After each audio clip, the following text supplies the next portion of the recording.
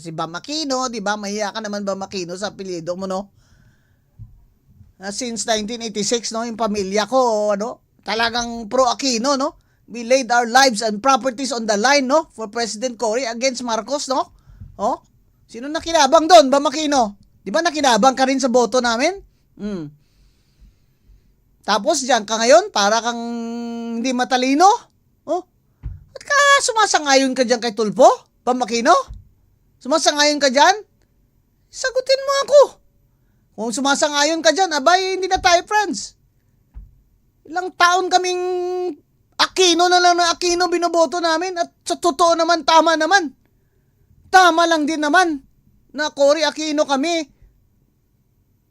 Noy Aquino kami. Yung mga Ninoy Aquino kami. Tama din naman. Grabe. Tapos pagdating sa iyo, Bam Aquino, you're a major disappointment to me. Sayang. Sayang, di ba? Sayang ang bloodline mo.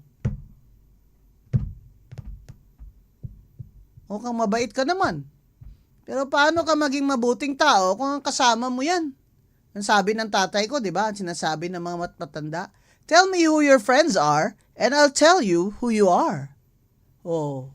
Tell me who your friends are, and I'll tell you who you are.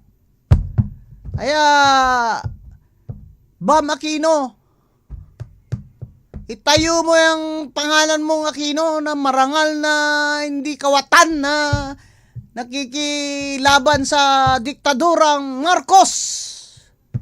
Huwag kang sumama kay BBM, Bam Aquino.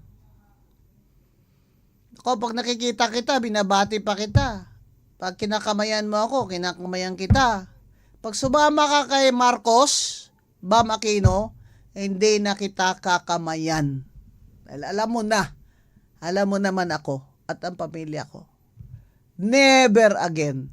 Yung mga kasama mo dyan hindi na never again Sina Risa Ontiveros why not na? Why not BBM? Why not BBM? Diba?